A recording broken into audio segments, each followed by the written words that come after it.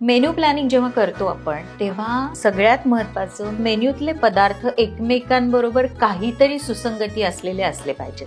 जर लहान मुलं असतील तर मग तुम्हाला थोडासा मेन्यूचा विचार करावा लागतो की स्टार्टर्स जरी खाल्ली तरी लहान मुलांना मग थोड्याशा पुऱ्या आहेत का त्याच्यात, त्यांना थोडंसं चटपटीत खाता येईल असं. फ्रेंच फ्राईज झाल्या, नगेट्स झाले, पुऱ्या झाल्या, टोमॅटो सूप, पावभाजी आणि नंतर गुलाबजाम. तर त्याच्यात पण विविधता आली पाहिजे, कन्सिस्टन्सी मध्ये विविधता आली पाहिजे. बरोबर की सगळंच पातळ आहे म्हणजे मिसळ पण आहे, सूप पण आहे आणि म्हणजे सगळंच संध्याकाळी पण बासुंदी आहे गोड मध्ये, तसं नाही व्हायला पाहिजे. अनेकदा काय होतं, मी लोकांकडे बघते की आज आम्ही पावभाजी केली आणि त्याच्याबरोबर भजी केली आणि त्याच्याबरोबर शिरा दिला, तर आता ह्या मेन्यूला अर्थ काहीच नाहीये. आय अपील करण्याच्या दृष्टीने मेन्यू प्लॅनिंग जेव्हा करतो तेव्हा शक्यतो एक कलर जर समजा रिपीट होत असेल तर तो रिप्लेस करणं फार गरजेचं आहे. समजा बेंगॉली माणूस आहे आणि तुम्ही फिशच विसरलात आणि चिकनचे खूप छान छान प्रकार केले तर ते त्याला तुम्ही मालवणी फिश करा किंवा तुम्ही पात्रानी मच्छी करा, बरोबर, मे बी त्याला अपिलिंग होणार नाही की बंगाली माणूस असून फिश नाहीये तर माझं जेवण इनकम्प्लीट वाटतंय मला. मी ताजमध्ये असताना एक दिवस एका ठिकाणी असं झालं की इन्व्हिटेशन आणि आमच्याकडे जी मिळालेली माहिती होती त्याच्यात तफावत होती आणि गेस्ट ज्यांचं फंक्शन होतं ते 27 तारखेला होतं आणि 26 तारखेला आमच्याकडे काहीच फंक्शन नव्हतं. 26 तारखेला संध्याकाळी 5:30 वाजता जे मुख्य होस्ट होते ते आले आणि ते जरा चिडचिड करायला लागले की काहीच तयारी नाही आणि 6:30 पर्यंत बरेचसे लोक सजून आले त्या कार्यक्रमासाठी. मी ना दिनेश मध्यंतरी एका आमच्या परिचितांकडे जेवायला गेले होते आणि परिचितांकडे जेवायला तिने ऑलमोस्ट 20 लोकांना बोलवलं होतं, यजमानी जी होती तिने. आणि ती ते करताना आम्ही पोहोचलो तेव्हा ती ड्रिंकसाठीचे ग्लासेस धुवून तसेच पाण्यात निथळत ती हॉलमध्ये आणत होती. तर माझ्या मनात असं आलं की हे करणं खरंच गरजेचं आहे का, म्हणजे अनेकदा आपण थोडीशी मदत जर घेतली त्यावेळेला, म्हणजे अगदी आपल्या घरात येणाऱ्या सहकाऱ्यांची जरी मदत घेतली थोडीशी, तर आधी आपण सगळं प्लॅनिंग करून हे नियोजन करून आपण ही सगळी तयारी आधी करू शकतो आणि आपणही त्यामुळे रिलॅक्स राहतो. आपली ही छान सगळी आपली मनस्थिती छान असते, आपण रिलॅक्स राहू शकतो, आपण लोकांबरोबर मिसळू शकतो. आणि मेन्यू प्लॅनिंग करण्याने किंवा मेजवानीचं प्लॅनिंग केल्याने होतं काय की आपल्याला जो येणाऱ्या लोकांना जो ओव्हरऑल एक्सपिरियन्स द्यायचा असतो, जो अनुभव द्यायचा असतो तो अविस्मरणीय होऊ शकतो. कारण आपल्याला फक्त जेवून नसतं घालायचं, ते घरी जेवतच असतात की, पण आपल्याला त्यांना तो एक अनुभव द्यायचा असतो आपल्याला. तर त्यासाठी अशा काही गोष्टी टाळता येऊ शकतात नक्कीच. मेन्यू प्लॅनिंग खूप महत्वाचा मुद्दा आहे. मेन्यू प्लॅनिंग मध्ये अनेक घटक आहेत की जे कारणीभूत आहेत की चांगलं मेन्यू प्लॅनिंग किंवा वाईट मेन्यू प्लॅनिंग ठरवण्यासाठी. तर मुद्दे अनेक आहेत, त्याची आपण एक एक करून चर्चा करूया. प्रथमतः आपण मेन्यू प्लॅनिंग करताना ज्या वेळेला आपण पाहुण्यांना बोलवणार आहोत त्या कोणत्या वेळेला बोलवणार आहोत त्यानुसार मेन्यू वेगवेगळा ठरतो. जसं ब्रेकफास्ट असेल तर ब्रेकफास्टचे काही आयटम असतील, लंच असेल, डिनर असेल, IT असेल, तर त्यानुसार आपल्याला मेन्यू प्लॅनिंग करायला लागतं. किती लोक आपण बोलवणार आहोत आणि ती लोक बोलवताना आपल्याला आपल्या घराची म्हणजे जागा, उपलब्ध असलेली जागा, आपली क्षमता इतक्या लोकांना सर्व करू शकतोय का, त्याच्यासाठी लागणारं सगळं क्रॉकरी आहे, कटलरी आहे, या सगळ्याची तयारी आहे का, या दृष्टीने आपल्याला प्लॅनिंग करायला पाहिजे. मेन्यू प्लॅनिंग करताना अनेक गोष्टी आपल्याला लक्षात घ्यायला पाहिजेत की आपण कोणाला बोलवतोय, म्हणजे त्यांचा वयोगट काय आहे, समजा जेंडर काय आहे, समजा किटी पार्टी असेल तर मेनू बदलला जाईल, फॅमिली असेल तर मेनू बदलला जाईल, फक्त मुलांची पार्टी असेल तर मेनू बदलला जाईल, किंवा फक्त जेंट्स मित्र येणार आहेत नवऱ्याचे किंवा माझे स्वतःचे किंवा कोणाचेही घरातले, की मुलांचे सगळे मित्र आहेत, टीनेजर्स आहेत, तर मेन्यू प्लॅनिंग वेगळं होऊ शकेल. अर्थात, कारण आपण ज्या वेळेला असं मेन्यू प्लॅनिंग करतो तेव्हा मला असं वाटतं की आपण शाकाहारी आणि मांसाहारी दोन्ही याचा विचार केला पाहिजे आणि मेन्यू असाच बनवला पाहिजे की दोन्ही प्रकारचे लोक खाऊ शकतील. आणि जसं म्हटलं तसं वयोगटाचा विचार असलाच पाहिजे. तू जसं सांगितलंस की कुठल्या वेळेचं जेवण आहे हे पण लक्षात घेतलं पाहिजे की कुठल्या वेळेचं मील आहे. तर आधी मला वाटतं की आपण मेन्यू प्लॅनिंग जेव्हा करतो तेव्हा आपण नेमके काय पदार्थ करणार आहोत. आता समजा ब्रेकफास्ट असेल तर आपण काही इडली डोसा करणार आहोत की आपण सँडविचेस करणार आहोत की पोहे करणार आहोत, साबुदाणा खिचडी, किंवा आपण साबुदाणा खिचडी करणार आहोत त्याच्याबरोबर सँडविचेस ठेवणार आहोत, त्याच्याबरोबर मेदूवडा करणार आहोत, काय करणार आहोत ह्याची एक यादी आधी केली पाहिजे. किंवा चिकन पॅटीस करणार आहोत त्याच्याबरोबर आपण, किंवा फिश फिंगर्स देणार आहोत, हे सुद्धा करू शकतो आपण. तर ह्याची एक यादी आधी केली पाहिजे. म्हणजे मी कशी करते ते सांगते. तर मी ती यादी करते, त्याच्यानंतर ती फ्रीजवर लागते यादी.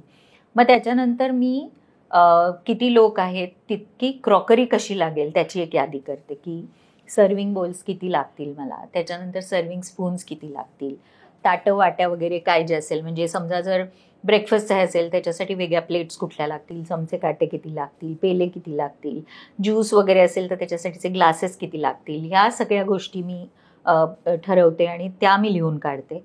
त्याच्यानंतर मला त्यासाठीची पूर्वतयारीची खरेदी करायची आहे.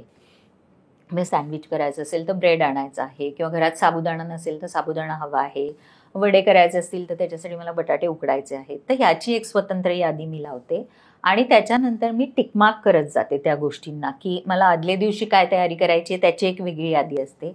साबुदाणा भिजवायचा आहे, तो आदल्या दिवशी भिजवायचा, सकाळी ब्रेकफास्टला लोक येणार आहेत तर ह्याची यादी मी करत जाते. बटाटे उकडून ठेवलेले असतात, म्हणजे सकाळी मला फक्त मिसळायचं आहे सगळं आणि वडे करून तळायचे.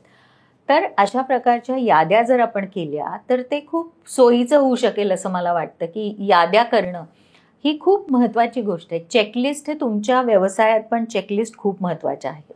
चेकलिस्ट असलीच पाहिजे आणि जेणेकरून आपलं नियोजन चांगलं होतं. दुसरी गोष्ट अशी आहे की जेव्हा तुम्ही अनोळखी लोकांना तुमच्या घरी मेजवानीसाठी बोलवता आहात तर तुम्हाला समजा त्यांच्याशी बोलणं फार गरजेचं आहे. एक मुख्य रूल असा आहे की तुम्ही जर तुमचे लोकल लोक नाही बोलवणार आहात आणि तुमच्या ऑफिसेस मधले कोणी बोलवणार आहात किंवा तुमचे डेलिगेट्स बोलवणार आहात की जे परप्रांतीय आहेत किंवा म्हणजे भारतीय नाही आहेत आणि तुम्ही त्यांना बोलवणार असाल तर एक मेजर रूल असा आहे की तुम्ही त्यांना आपलं जेवण दिलं पाहिजे. जास्तीत जास्त आपल्या पदार्थांचं इन्कॉर्पोरेशन त्या मेन्यू प्लॅनिंग मध्ये आलं पाहिजे.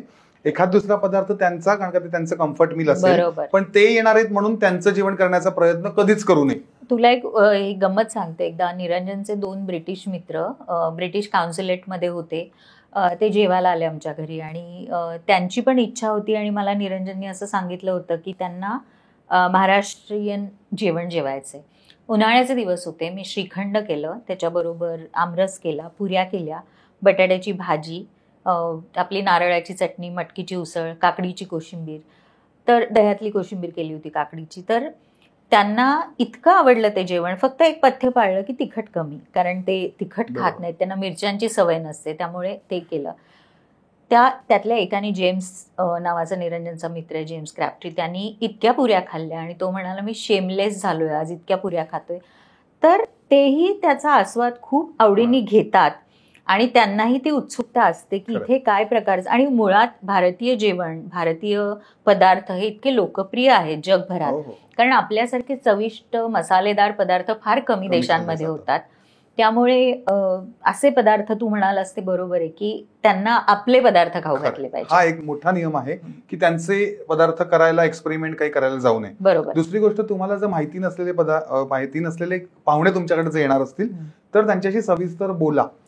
की त्यांच्या म्हणतात असं की ते जर परदेशी असतील तर काही अलर्जीज असू शकतात, काही प्रेफरन्सेस असू शकतात, तर त्यांच्याशी बोलणं गरजेचं आहे. दुसरी गोष्ट अशी आहे की काहीतरी जादू करायच्या हिशोबाने, म्हणजे जादू दाखवीन या हिशोबाने, या ऍटिट्यूडनी आपण कधी न तयार केलेले पदार्थ किंवा काहीतरी इनोव्हेटिव्ह आणि प्रोग्रेसिव्ह पदार्थ कधीच करू नये. जर करायचे असतील तर त्याची ट्रायल तुम्हाला घेऊन ते तुम्हाला ज्याला प्रिसिजन लागतं, म्हणजे बेकरी प्रॉडक्ट्स असतील किंवा जे बेक करायचे असतील, ज्याला प्रिसिजन लागतं, असे पदार्थ तर अशा वेळेस मेन्यूत अजिबात निवडू नयेत की ज्याच्यावर तुमचा हात बसलेला नाहीये. किंवा त्याची प्रॅक्टिस करा तुम्हाला जर वाटतंय तर, आणि मगच ते इन्कॉर्पोरेट करा तुमच्या मेन्यू प्लॅनिंग मध्ये. दुसरी गोष्ट अशी आहे की अलर्जीज म्हटलं तसं की खूप परदेशांमध्ये खूप अलर्जीजचं प्रमाण जास्त आहे, तर त्यांचा विचार केला पाहिजे आणि त्या अलर्जन्सला वगळून पदार्थ केले गेले पाहिजेत. दुसरी गोष्ट अशी आहे की मेन्यू प्लॅनिंग करताना आपल्याला किती पदार्थ करायचे आहेत आणि त्या सगळ्यांना आपले येणारे पाहुणे न्याय देऊ शकतील का. म्हणजे खूप काही पदार्थ करून खूप काही आपण साध्य करायचंय अशा हिशोबाने मेन्यू प्लॅनिंग करू नये. सुटसुटीत, व्यवस्थित करता येईल असं, आटोपशीर पण पोटभरीचं असं जेवण आपल्याला करता आलं पाहिजे. आता त्याच्या मागे माझा असा विचार असतो जेव्हा मी लोकांना जेवायला बोलवते तेव्हा, की ड्रिंक पार्टी आहे का हे पहिल्यांदा बघायचं, की ड्रिंक्स असणार आहेत का पार्टीमध्ये. जनरली ड्रिंक्स पार्टीज असतील तेव्हा मेन कोर्स फार कमी खाल्ला जातो, कारण त्याच्याबरोबर स्टार्टर्स खूप खातात लोक, त्यामुळे मेन कोर्स कमी काही खाल्ला munching snacks जातो. असतो. मंचिंग स्नॅक्स असतात त्यामुळे ते कमी खाल्लं जातं आणि ते पोटभरीचं खाणं असतं. त्यात फ्राईड असतं, दाणे असतात, म्हणजे ज्यांनी पोट भरतं खूप भरतं, असे पदार्थ खरंय. असतात त्यात अनेकदा.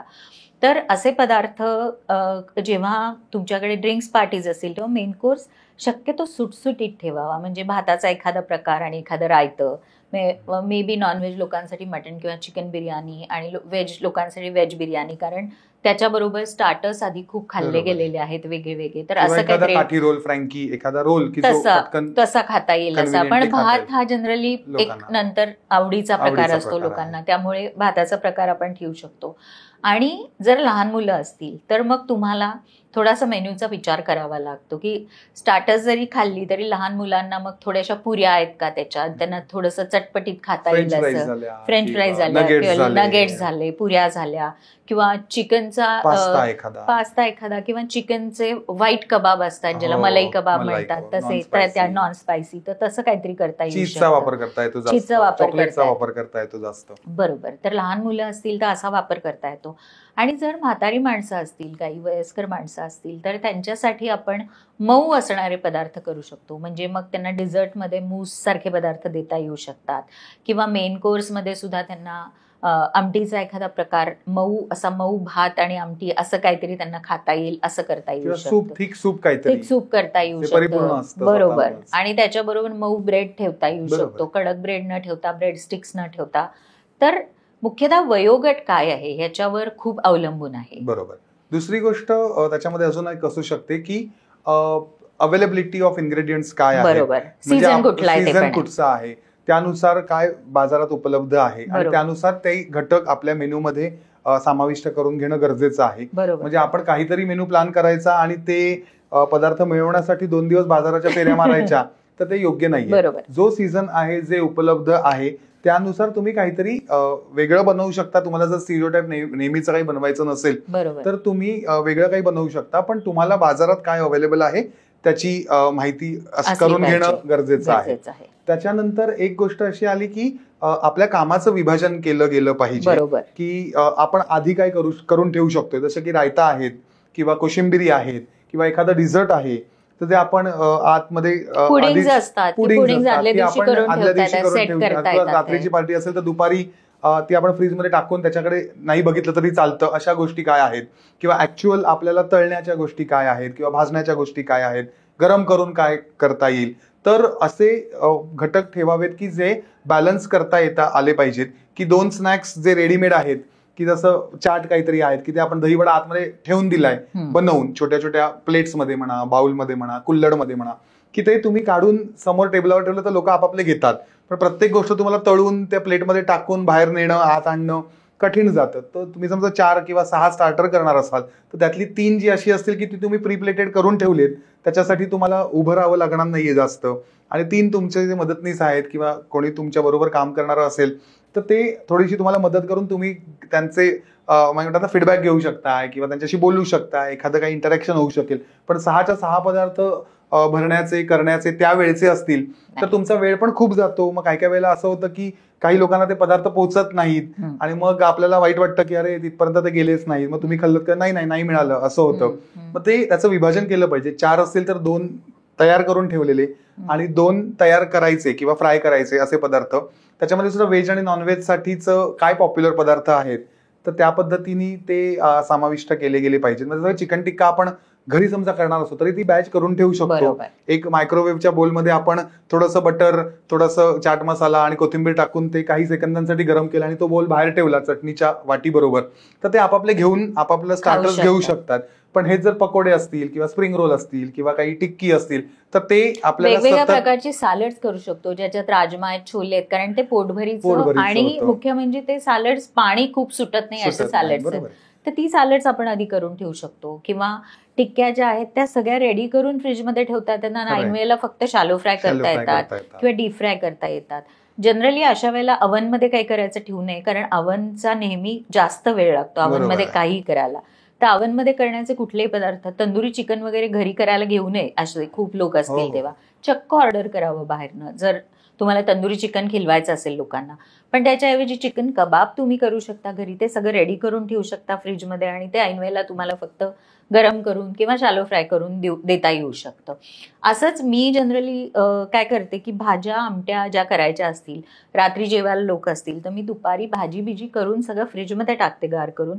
ऐनवेळेला त्याला फक्त वरून फोडणी घालणं असेल, अशा ज्या गोष्टी असतात की ज्या ऐनवेळेला करायला फ्रेश, म्हणजे उदाहरणार्थ आंबाडीची भाजी आहे किंवा मुद्दा भाजी, याला चरचरीत लसणाची आणि दाण्याची फोडणी ती वरून ऐनवेळेला घालायला लागते, तर ती ऐनवेळेला करता येऊ शकते तुम्हाला. किंवा ऐनवेळेला तुम्हाला गरम भात लावता येऊ शकतो. या गोष्टी तुम्ही ठेवाव्यात. पण समजा पोळ्याच ठेवायच्या, त्या दुपारी करून ठेवता येऊ शकतात. किंवा रात्री जेवायला लोक आहेत तर सकाळच्या पोळ्या करून छान फ्रीजमध्ये पण ठेवायची गरज नाही, बाहेर त्या उत्तम राहू शकतात.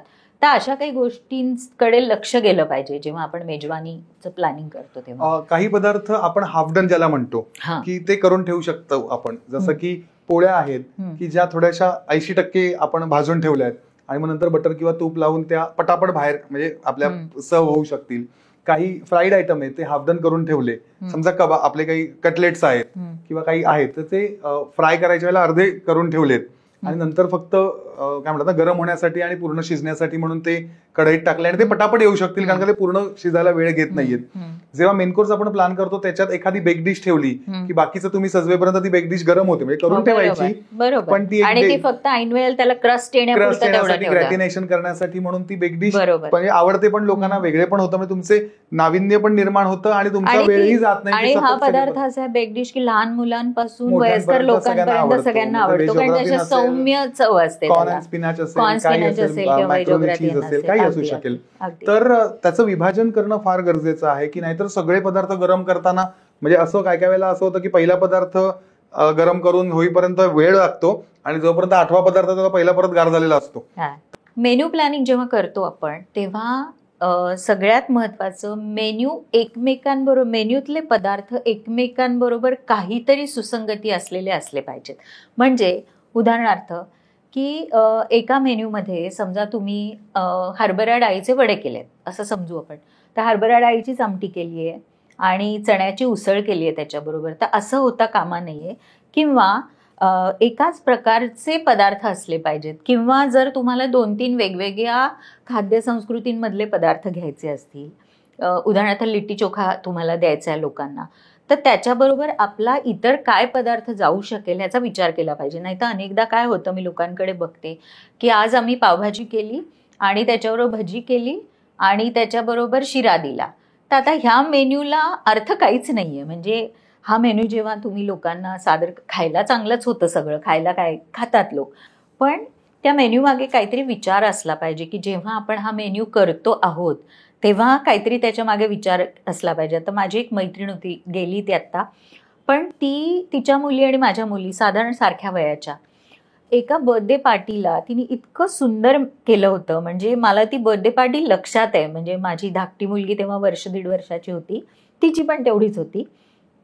त्या बर्थडे पार्टीला तिने टेबलावर छोटी छोटी आपल्या कणसाचे तुकडे करून, भाजलेल्या कणसाचे तुकडे करून छोटे छोटे ठेवले होते. त्याच्यानंतर फ्रूट्स वेगवेगळी कापून त्याला टूथपिक लावून ठेवल्या होत्या. त्याच्यानंतर मार्शमेलोज वेगवेगळे ठेवले होते. त्यानंतर तिने भजी आणि चिकनचे नगेट्स असे छोटे छोटे हे ठेवले होते. मग ती डिझाईनवाली बिस्किटं येतात ना की मिकी माऊस आणि अमकं तमकं, तसे ठेवले होते. पॉपकॉर्न करून ठेवलं होतं, कॅरमेल पॉपकॉर्न. तर मुलांनी इतकी मजा केली आणि त्यांना इतकी मजा आली, इतकं एन्जॉय केलं त्यांनी. तर खूप विचार असला पाहिजे. आपण जेव्हा लोकांना बोलवतो त्यांना जेव्हा तो आपल्याला एक्सपिरियन्स द्यायचा आहे, त्यांना तो अनुभव द्यायचा आहे आणि त्यांना ती आठवण आली पाहिजे की आपण यांनी आपल्याला बोलवलं आहे, तर त्यासाठी फार विचारपूर्वक मेन्यू ठरवायला हवा असं मला वाटतं. आणि म्हणून जेव्हा मेन्यू ठरवतो, म्हणजे आता पास्ता करतोय आपण, तर त्याच्याबरोबर आपण वरण भात नाही देऊ शकत. तर पास्ता बरोबर आपल्याला ब्रेडचा एखादा पदार्थ केला पाहिजे, सूप केलं पाहिजे, एखादं बरोबर सॅलड. अजून तू सांगू शकतोस की ह्याच्याबरोबर आणखीन काय केलं करता येईल. मेन्यू प्लॅनिंग मध्ये अजून एक गोष्ट, कलर्स जे असतात, रंग, बरोबर, त्याचं सुद्धा रिपिटेशन टाळलं पाहिजे. म्हणजे टोमॅटो सूप, पावभाजी आणि नंतर काहीतरी लाल गुलाबजाम, सगळं लाल रंगाचं झालं, तर त्याच्यात पण विविधता आली पाहिजे. कन्सिस्टन्सी मध्ये विविधता आली पाहिजे की सगळंच पातळ आहे, म्हणजे मिसळ पण आहे, सूप पण आहे आणि म्हणजे सगळंच संध्याकाळी पण हो. बासुंदी आहे गोड मध्ये, हो तर तसं नाही व्हायला पाहिजे. बरोबर. कन्सिस्टन्सी आहे, कलर कॉम्बिनेशन बरोबर. आहेत, बरोबर. त्याचा अपिअरन्स जो आहे सगळंच फ्राईड आहे, सगळंच कोरडं आहे, तर ते नाही चालणार. तर त्यामुळे कलर्स खूपच महत्वाचा रोल आणि प्ले करतात. कलर्स अपिटायझिंग पण असतात असतात. ना, जेव्हा तुम्ही रंग पाहता तेव्हा तुम्हाला खावंसं पण वाटतं ना. म्हणजे एखादा मेन कोर्स असेल तर तो पालेभाज्यांयुक्त असावा, म्हणजे हो. पालक बेस काहीतरी असावा. ते कॉर्न स्पिनॅच असेल, म्हणजे बेकॉन स्पिनॅच असू शकेल, पालक पनीर असू शकेल, आपली पालकची भाजी असेल, म्हणजे तो हिरवा कलर तुम्ही कव्हर केलात. बरोबर. आपली डाळ येल्लो असते, बरोबर, जनरली पिवळी पिवळी असते. असते, भात पांढरा असतो. हो. आणि कोशिंबिरीत रंग खूप कोशिंबीर आणू रंग शकतो असू आपण, लाल शकतात. पिवळी सिमला मिरची, आणि हिरवी सिमला मिरची, भाजी जी असते वेगळी, त्याच्यात आपण डाळिंबाचे वेगळं दाणे. काहीतरी करू शकतो. हो. तर ते आय अपील करण्याच्या दृष्टीने मेनू प्लॅनिंग जेव्हा करतो तेव्हा शक्यतो एक कलर जर समजा रिपीट होत असेल तर तो रिप्लेस करणं फार गरजेचं आहे. बरोबर.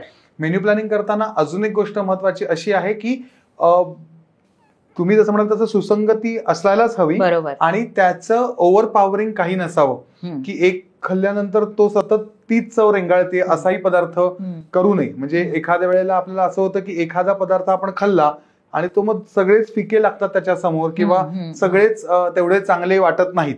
तर त्या पद्धतीतले सुद्धा पदार्थ आपण म्हणजे एक खूप स्ट्रॉंग चवीचा आणि बाकी माइल्ड चवीचे असं न करता एकमेकांबरोबर जाणाऱ्या चवी असतात. म्हणजे सगळेच खूप हायली फ्लेवर्ड असावं तर ते जाऊ शकेल, पण एक काहीतरी हायली फ्लेवर्ड आणि एक अगदी माइल्ड आणि काही असं नसावं. त्याच्यानंतर आपण ज्या वेळेला गेस्टना बोलवतो आहे तर त्या गेस्टला आवड निवड लक्षात घेणं फार गरजेचं आहे. की माहिती असतील तरी ठीक आहे, किंवा नाही, त्यांना काय आवडू शकेल हे प्रेडिक्शन करणं फार गरजेचं आहे, की नाहीतर ते फेल होऊ शकतं. म्हणजे तुम्ही अगदी खूप आनंदाने गोष्ट कराल पण ते समोरच्याला अपील नाही झालं असं सुद्धा जेवण होऊ शकतं. म्हणजे साधारणतः वयाचा आणि त्यांचा अंदाज घ्यायचा आहेच, पण ते कोणत्या भागातले आहेत, त्यांना काय प्रकारचं जेवण आवडू शकेल, त्या पद्धतीचं तुम्ही जेवण आपल्या पद्धतीचं किंवा जनरल त्याप्रमाणे मेनू मध्ये इन्कॉर्पोरेशन करू शकताय. पण समजा बेंगॉली माणूस आहे आणि तुम्ही फिशच विसरलात आणि चिकनचे खूप छान छान प्रकार केले, तर ते त्याला तुम्ही मालवणी फिश करा किंवा तुम्ही पात्रानी मच्छी करा, पण तुम्ही फिश नाही ठेवलात. बंगाली माणसाला जेवायला बोलवून बंगाली माणसाला मटण पण खूप आवडतं आणि तुम्ही चिकनचे प्रकार केले, तर तो मे बी त्याला अपिलिंग होणार नाही की बंगाली माणूस असून फिश नाहीये, तर माझं जेवण इनकम्प्लीट वाटतंय मला. किंवा एखादं गोड, ज्याला चिंचगुळाचं, गुजराती आहेत किंवा महाराष्ट्रातले काही आहेत, त्यांना समजा चिंचगुळाचं काही आवडत असेल तर त्यानुसार तुम्ही थाय करी ठेवू शकता की जी हलकीशी गोड त्याला चव असते पण तिखट पण तेवढीच असते. तर त्या पद्धतीने आपल्याला एक अंदाज घ्यायला पाहिजे की त्याची कम्युनिटी बेस काय आहे, किंवा तो कोणत्या प्रांतातून येतोय, कोणत्या राज्यातून येतोय, त्यानुसार किंवा आपल्याला आपल्या ओळखीच्यांची, मित्रांची, परिवाराची तर आवड निवड माहितीच असते. पण ह्या सगळ्या म्हणजे अंदाजाने शक्यतो काही करू नये असा माझा एक आग्रह असतो की काहीतरी फुल टॉस चुकणार असं काही तुम्ही इन्कॉर्पोरेट करू नका. म्हणजे साधारणतः आपण जेव्हा एखादी मेजवानी ठरवतो, आपल्याकडे जेवायला लोक येणार असतात आणि आपण असं गृहीत धरूया की साधारण 7-8 लोक आपल्याकडे जेवायला येणार आहेत, तेव्हा मला असं वाटतं की एक 3 ते 4 स्टार्टर्स असावेत, ज्यात 2 नॉनव्हेज 2 व्हेज असावेत. अनेकदा काय होतं की नॉनव्हेज खाणारे लोक व्हेजही खातात, त्यामुळे व्हेज करताना तुम्हाला जास्त प्रमाण करावं लागतं. हा चुकीचा समज आहे की नॉनव्हेज खाणारे असतील तर व्हेज खात नाही. तर ते व्हेज जर काही चटपटीत असेल तर ते चाट आता केलीत तुम्ही व्हेज लोकांसाठी आणि नॉनव्हेज लोकांसाठी चिकन कबाब ठेवलेत तुम्ही, तर ते चाटही खाणार आहेत हे लक्षात घेतलं पाहिजे आपल्याला की चाटही हे. त्यामुळे साधारण 4 प्रकारची स्टार्टर्स असली पाहिजेत. ब्रेड्स तुम्ही कुठले देणार आहात, म्हणजे तुम्हाला मेन कोर्स तुम्ही काय निवडणार आहात. म्हणजे तुम्हाला जर अगदी देशी मेन्यू करायचा आहे, म्हणजे तुम्हाला चिकन रस्सा करायचा आहे किंवा मटन रस्सा करायचा आहे किंवा फिश करी करायची आहे, फिश करी असेल तर मग भातच पाहिजे त्याच्याबरोबर, मग सोलकढी पाहिजे, फ्राईड फिश पाहिजे, असा मेन्यू तुम्हाला करता येईल. किंवा तुम्हाला जर मटन करी किंवा चिकन करी करायची असेल तर मग त्याच्याबरोबर तुम्हाला भाज्या व्हेजिटेरियन लोकांना कुठल्या करता येतील त्याला पर्याय म्हणून तर भरलं वांग करता येऊ शकतं, किंवा तशा प्रकारची शेवग्याची भरल्या भाजी करता येऊ शकते, किंवा आमच्याकडे मराठवाड्यात एक मोदकांची आमटी असते ती करता येऊ शकते. किंवा फ्राईड फिश असेल तेव्हा आपण वांग्याचे काप करू शकतो, उत्तम लागतात, रिसेम्बलिंग असतात. पण पुन्हा तेच की नॉनव्हेज लोक तेही खाणार आहेत हे लक्षात घेतलं पाहिजे. समांतर ह्याला असा विचार करता येऊ शकतो. तर अशा प्रकारचा मेन्यू. आणि जनरली गोड पदार्थांमध्ये आजकाल गोड खाणारे कमी आहेत, म्हणजे गोड पदार्थ कमी खाल्ले जातात, तर कमी गोड पदार्थ त्यांना कुठला चालेल ह्याचा विचार केला पाहिजे. आणि अनेकदा मला माझ्या स्वतःच्या अनुभवावरनं असं वाटतं की बंगाली मिठाई ही बऱ्याच गोष्टींबरोबर जाते आणि ती कमी गोड असते, म्हणजे तुलनेने कमी गोड असते. त्यामुळे ती ऑप्शन म्हणून आपण ठेवू शकतो. एक अजून एक मुद्दा आहे मोसम, म्हणजे हवामान कोणतं आहे त्यानुसार मेन्यू प्लॅनिंग करायला थंडी असेल तर गरम पदार्थ म्हणजे सूप जातं, पण उन्हाळ्यात सूप नाही जात. किंवा तिखट पदार्थ जरा थंडीत आपण जरा जास्त तिखट पदार्थ खाऊ शकतो, गरम पदार्थ भजी पाहिजेत, वडे पाहिजेत. जर तुम्ही उन्हाळ्यात खूप जळजळीत जेवण काही प्लॅन केलं तर ते लोकांना नकोसं होतं. संध्याकाळी असेल तर थोडं तरी काहीतरी, पण दुपारी असेल तर लोक दही भात, दही बुत्ती, त्याच्याबरोबर एखादं गार सॅलड, शीतपेय, पियुष म्हणा किंवा पन्ह देता येऊ शकतं, कोकम सरबत देता येऊ शकतं, छान डिझर्ट आहे किंवा फालुदा आहे, कुल्फी फालुदा आहे, अशा प्रकारचं आपल्याला करायला जाऊ शकतं. उन्हाळ्यात असेल तर तुम्ही hot chocolate pudding with ice cream देऊ शकता, ब्राउनी. हिवाळ्यात हॉट चॉकलेट पुडिंग किंवा अशा पद्धतीची गरम काही पदार्थ की गरम बासुंदी पुरी आपण देऊ शकतो. तर अशा पद्धतीने आपल्याला काही करता येईल. तर मोसम कोणता आहे त्यानुसार आपल्याला मेन्यू प्लॅनिंग करणं गरजेचं आहे. खूपच महत्वाचं आहे. आणि मोसम हा फार, कारण जी मेजवानीची जी जान आहे, जी रंगत आहे, ती सीझनमुळे पण वेगवेगळी असू शकते. आपण सीझन प्रमाणे गाणीही लावू शकतो, सीझन प्रमाणे आपण मेन्यूही प्लॅन करू शकतो आणि सीझन प्रमाणे आपण लोकांचं स्वागतही करू शकतो. दुसरा अजून एक आहे की आपण मेन्यू जेव्हा ठरवतो, मेन्यू प्लॅनिंग करताना त्याला आपण एक थीमॅटिक मेन्यू प्लॅन करू शकतो. आणि त्याप्रमाणे लोकांना इन्व्हाइट पण करू शकतो की अशा पद्धतीचा आहे की मेक्सिकन फीस्ट आहे, तर मेक्सिकन फियास्टासाठी तुम्ही कशा पद्धतीने जेवण करू शकाल, किंवा अगदी छान पंगतीतलं जेवण आहे किंवा लग्नातलं एखादं छान जेवण आहे, महाराष्ट्रीयन किंवा कोस्टल महाराष्ट्रीयन जेवण आहे किंवा विदर्भीय जेवण आहे, साऊथ इंडियन, नॉर्थ इंडियन, आंतरराष्ट्रीय किंवा थाय झालंय किंवा चायनीज झालंय किंवा अगदी फ्रेंच, ज्याप्रमाणे तुमचे पाहुणे आहेत आणि त्यांना आवडेल त्याच पद्धतीने. पण अशा पद्धतीचं जेवण सुद्धा फार चांगलं जातं. की गोवन मेन्यू ठेवला आहे, त्याच्यामध्ये सुद्धा गोवन 2 प्रकारचे आहेत, हिंदू गोवन आणि कॅथलिक गोवन, पोर्तुगीजचा प्रभाव आहे त्याच्यावरती. तर तुम्ही एक थीमॅटिक पद्धतीने सुद्धा एक पूर्ण तुमचा जो हातखंड असेल तुम्हाला ते छान बनवता येतं. किंवा एकदम नाविन्यपूर्ण, जसं की ईस्ट इंडियन जेवण आहे तर ते नाविन्यपूर्ण आहे, आपल्याशीच मिळतं जुळतं आहे आणि ते आपल्याच म्हणजे काय म्हणतात ना, देशातलेच लोक आहेत, पण तेवढं प्रचलित नाहीये.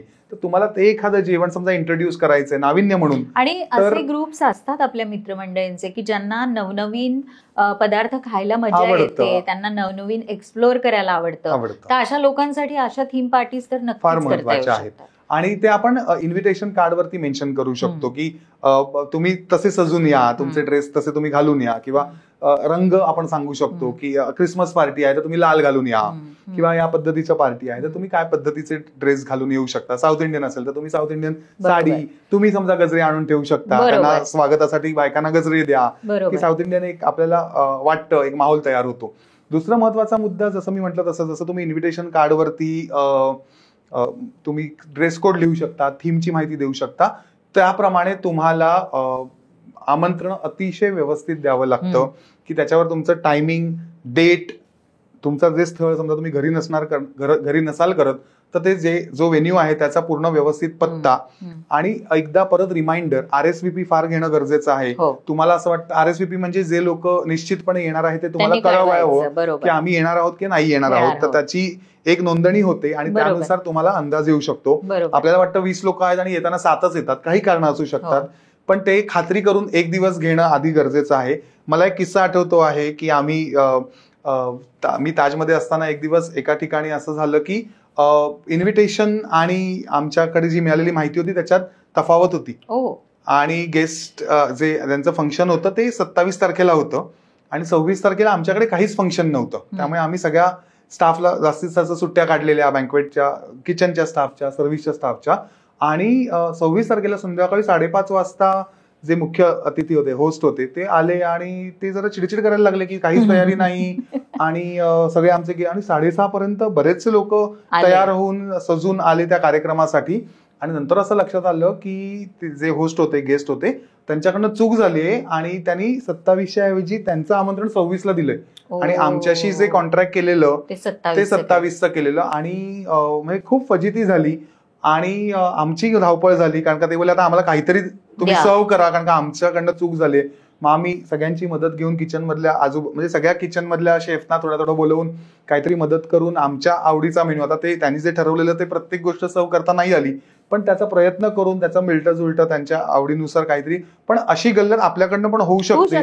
तर अनेकदा असं लग्नांना होतं की लग्न दुसऱ्या दिवशीच असतं, आपण आदल्या दिवशीच पोहोचू शकतो, पत्ता चुकीचा असतो, आणि ते रिकन्फर्मेशन घेणं गरजेचं आहे. जसं RSVP घेणं गरजेचं आहे की तुम्ही अपेक्षित एवढे लोक असतात पण तेवढे लोक येऊ शकत नाहीत, काही कारण असू शकतील, पण ते RSVP घेणं गरजेचं आहे. आणि एकदा रिकन्फर्मेशनचं म्हणजे इन्व्हिटेशन तुम्ही काही 8 दिवस आधी 15 दिवस आधी पाठवा, पण रिकन्फर्मेशन साठी उद्या येताय ना, 7लाच या किंवा लवकर या किंवा सोय आहे, तुम्ही काय आलात तरी हे रिकन्फर्मेशन करणं गरजेचं आहे की जे विसरले असतील त्यांना लक्षात येतात उद्या आहे का. सोपं आहे, तुम्हाला एक व्हॉट्सअप करायचा आहे की hope to see you tomorrow at 7 o'clock किंवा लंचला असेल तर 1 o'clock किंवा 12 वाजता. आणि यात थोडं पर्सनलाइज्ड हे पण होतं की आपण पर्सनली त्यांना करतोय की उद्या तुम्ही येताय ना, आम्ही वाट बघतोय, हे पण होतं. आणि सोपं आहे व्हॉट्सअपच्या जमान्यात, त्यामुळे हे खूप आवश्यक आहे. आणि हा ताजमधला पण तुम्हाला खूप धावपळ झाली असणार, खूप धावपळ झाली होती. आणि आमची चूक नव्हती, पण गेस्ट आल्यानंतर त्यांना गरजेचं होतं. आम्ही बऱ्याचशा म्हणजे 80-85% मेन्यू प्लॅन करून मॅच करून त्यांना सर्व केला. थोडंसं घाई झाली, 7च्या ऐवजी 7:30 पावणे 8 झाले, पण गेस्ट पण चांगले होते, त्यांनी पण समजून घेतलं, चूक त्यांच्याकडनंही होती. पण अशी गल्लत आपल्याकडनं होऊ दे नको, यासाठी आपण प्रयत्नशील असलं पाहिजे. जसं तुम्ही मगाशी म्हणाल तसं डेकोर पण खूप महत्वाचं आहे. आणि मेन्यू प्लॅनिंग मध्ये तुम्ही टेबल कसं सजवताय, एखादं तुम्हाला शक्य असेल तर मेन्यूची प्रिंट काढून ठेवा. जर तुम्ही वेगळा काही मेन्यू करणार असाल की जे लोकांना माहिती नाहीये विशेष, तर त्याची एखादी छान प्रिंटआउट काढून ठेवा, ती त्याच्या टेबलवर ठेवा. तुम्ही जेव्हा नवीन पदार्थ काही करताय तर त्याच्याबद्दल माहिती देणं फार गरजेचं आहे की ते कसं खायचं, कशाबरोबर काय खायचं, कोणची चटणी आहे, त्याचा काय स्वाद वाढेल. तर ही माहिती देणं सुद्धा मेन्यू प्लॅनिंग मध्ये, नुसतंच काहीतरी नाविन्य केलंय आणि तुम्ही किचनमध्ये गुडूपात तर त्याला अर्थ राहत नाही. मग त्या सगळ्या प्रयत्नांना तेवढं यश येत नाही किंवा तेवढं साफल्य होत नाही त्याचं. आणि मला हेही वाटतं की हे जे तू म्हणतोयस त्याच्याबरोबर तुमचे खाद्यपदार्थ काय आहेत ह्याच्यानुसार तुमची क्रॉकरी आणि कटलरी पण असली पाहिजे. म्हणजे जर तुम्ही अगदी देशी मेन्यू केलाय आणि त्याच्याबरोबर तुम्ही क्वार्टर प्लेट्स आणि त्याच्यानंतर सिरॅमिक प्लेट्स ठेवल्यात, त्यापेक्षा स्टीलची ताटं, वाट्या, पेले हे जास्त त्याच्याबरोबर योग्य होऊ शकतं. किंवा तुम्ही अगदी कॉन्टिनेंटल मेन्यू केलाय सगळं आणि स्टीलची प्लेट्स ठेवल्यात, तर हे पण नाही. आणि ह्याच्यासाठी खूप पैसा खर्च नाही करावा लागत. म्हणजे अनेक लोकांच्या मनात हा विचार येऊ शकतो की मग काय इतकी क्रॉकरी ठेवायची का, तर असं नाहीये. तुम्ही मिक्स अँड मॅच करू शकता क्रॉकरी. तुम्ही काही क्रॉकरी ही काही ती असं वापरू शकता आणि त्यानुसार तुम्ही कटलरी, क्रॉकरी असं मिक्स अँड मॅच करून तुम्ही टेबल चांगलं मांडू शकता. आणि ते एका दिवसाची पूर्वतयारी नाहीये, इट्स अ प्रोसेस. तुम्ही कुठे जाल तिकडे तुम्हाला स्वस्तात काही आढळलं तर तुम्ही घेऊन ठेवा. प्रत्येक वेळेला काय आदल्या दिवशी तुम्ही जायची गरज नाहीये की अरे गेस्टना बोलवले त्यामुळे 5-7 हजाराची क्रॉकरी खरेदी केली, असं नसतं. तुम्ही तुमचं एक कलेक्शन बनवा, त्या कलेक्शन नुसार जेव्हा तुम्हाला वापरायचं आहे तेव्हा ते वापरून अवेलेबल होऊ शकतं. 2-3 सेट असतील तर तुम्ही म्हणाल तसं मिक्स मॅच करू शकतो आपण. त्या मिक्स मॅच मध्ये आपण वेगवेगळ्या प्रकाराने ती क्रॉकरी किंवा कटलरी वापरू शकतो. पण ते करणं फार गरजेचं आहे की नाहीतर कोल्हा आणि कर्कोच्या सारखी गोष्ट होईल की त्याला परातीत जेवता येत नाही आणि याला सुरळीत जेवता येत नाही आणि ते विशिष्ट पद्धतीने सर्व नाही करता आलं तर त्याची मजा जाते, लज्जत जाते. तर ते खूप विचारपूर्वक आपण करणं गरजेचं आहे की जे पदार्थ जशा पद्धतीने खायचे आहेत तशाच पद्धतीने ते सर्व केले गेले पाहिजे. बरोबर. तर थोडक्यात काय की तुम्हाला जर लोकांना घरी बोलवायचं असेल, त्यांना छान खाऊ पिऊ घालायचं असेल तर त्यासाठी उत्तम नियोजन आवश्यक आहे. त्यांचा वयोगट लक्षात घेणं आवश्यक आहे. ते काय खातात ह्याची माहिती असणं आवश्यक आहे. त्यांना काहीतरी उत्तम आपल्यात नवीन पदार्थ खाऊ घालणंही आवश्यक आहे जे त्यांनी कधी खाल्लेले नाहीयेत. आणि सगळ्यात महत्त्वाचं त्यांना एक छानसा अनुभव देणं, एक उबदार अनुभव देणं हे सगळ्यात महत्त्वाचं आहे. असंच भेटत राहू अशाच नवीन किचन कथांबरोबर आरपार किचन कथेत. पुन्हा भेटूया लवकरच. बाय.